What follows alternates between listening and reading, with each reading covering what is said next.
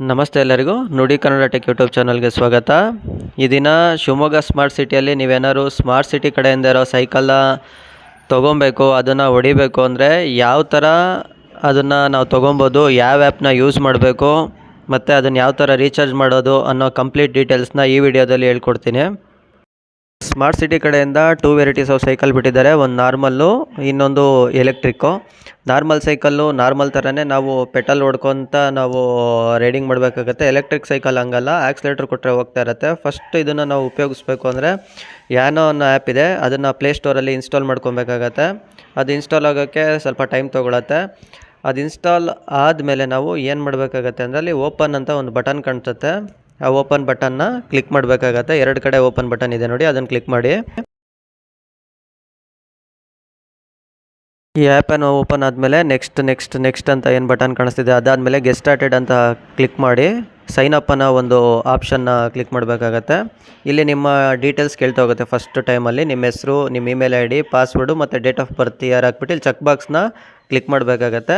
ಅದು ಕ್ಲಿಕ್ ಮಾಡಿದ ಕೂಡಲೇ ನಿಮ್ಮ ಮೊಬೈಲ್ ನಂಬರಿಗೆ OTP ಬರುತ್ತೆ. ಆ OTPನ ಇಲ್ಲಿ ನೀವು ಎಂಟರ್ ಮಾಡಬೇಕಾಗತ್ತೆ. ಆ OTP ಎಂಟರ್ ಆದಮೇಲೆ ಇಲ್ಲಿ ಸಬ್ಮಿಟ್ ಅಂತ ಏನು ಬಟನ್ ಕಾಣಿಸ್ತಿದೆ ಅದನ್ನು ಕ್ಲಿಕ್ ಮಾಡಬೇಕಾಗತ್ತೆ.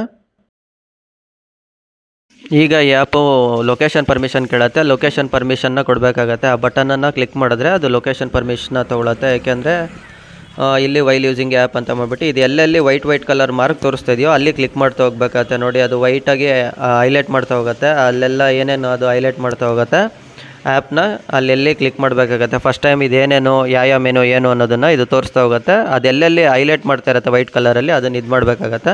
ಅದಾದಮೇಲೆ ಇದು ಆಟೋಮೆಟಿಕಲಿ ನಿಮ್ಮೂರು ಲೊಕೇಶನ್ನ ತೊಗೊಳ್ತಾ ಹೋಗುತ್ತೆ. ಓಕೆ ಕ್ಲಿಕ್ ಮಾಡಿಬಿಟ್ರೆ ಮತ್ತು ನೀವು ಮೇಲೋ ಫಿಮೇಲೋ ಅಂತ ಕೇಳುತ್ತೆ. ನಿಮ್ದು ಯಾವ ಜೆಂಡರ್ ಸೆಲೆಕ್ಟ್ ಮಾಡಿಬಿಟ್ಟು ಓಕೆ ಕ್ಲಿಕ್ ಮಾಡಿದ್ರೆ ಈ ಆ್ಯಪು ಸ್ವಲ್ಪ ಟೈಮ್ ತೊಗೊಳತ್ತೆ. ತೊಗೊಂಡಾದ್ಮೇಲೆ ಇಲ್ಲಿ ಏನೋ ಪಾಪಪ್ ಬರುತ್ತೆ, ಅದನ್ನು ಓದ್ಬಿಟ್ಟು ಸ್ಟಾರ್ಟ್ ರೈಡಿಂಗ್ ಅಂತ ಇರುತ್ತೆ.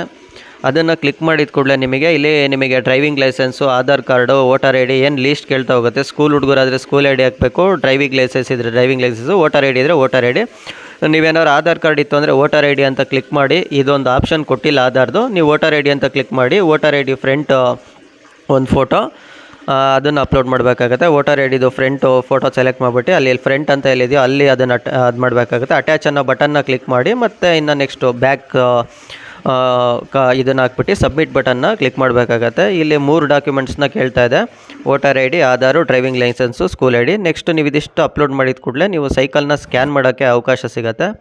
ಬೇಸ್ಡ್ ಆನ್ ದಿ ಸೈಕಲ್ಲು ನೀವು ಇಲ್ಲಿ ಏನು ಹೇಳ್ತಾ ಇದೆ ಅಂದರೆ ನೀವು ಮೆಂಬರ್ಶಿಪ್ ತೊಗೊಬೇಕು ಫಸ್ಟ್ ಟೈಮಲ್ಲಿ ಅಂತ ಹೇಳ್ತಾ ಇದೆ. ನೀವು ಫಸ್ಟ್ ಟೈಮ್ ಏನಾದ್ರು ಯೂಸ್ ಮಾಡ್ತಾ ಇದ್ಮೇಲೆ ಮೆಂಬರ್ಶಿಪ್ನ ನೀವು ತೊಗೊಬೇಕಾಗತ್ತೆ. ಈಗ ನೀವು ಮೆಂಬರ್ಶಿಪ್ನ ತೊಗೊಂಡಾದ್ಮೇಲೆ ನೀವು ಆ ಸೈಕಲ್ನ ರೈಡ್ ಮಾಡ್ಬೋದು. ಇಲ್ಲ ನಿಮ್ಮ ಮೆಂಬರ್ಶಿಪ್ಪಲ್ಲಿ ಏನಾದ್ರು ರೀಚಾರ್ಜ್ ಖಾಲಿಯಾಗಿತ್ತು ಅಂದರೆ ನೆಕ್ಸ್ಟ್ ನೀವು ಇಲ್ಲಿ ಹೋಗಬೇಕಾಗತ್ತೆ. ಇಲ್ಲಿ ವಾಲೆಟ್ ಅಂತ ಮೈ ವಾಲೆಟ್ ಮೇಲೆ ಕ್ಲಿಕ್ ಮಾಡಿ ಇಲ್ಲಿ ಆ್ಯಡ್ ಮನಿ ಅನ್ನೋದಿದೆ ಗೊತ್ತಾ, ಅಲ್ಲಿ ಕ್ಲಿಕ್ ಮಾಡಿಕೊಂಡು ನೀವು ಪೇಮೆಂಟ್ ಆಗಿದ್ದ ಕೂಡಲೇ ಮತ್ತೆ ಸ್ಟಾರ್ಟ್ ರೈಡಿಂಗ್ನ ಮಾಡ್ತಾ ಹೋಗ್ಬೋದು.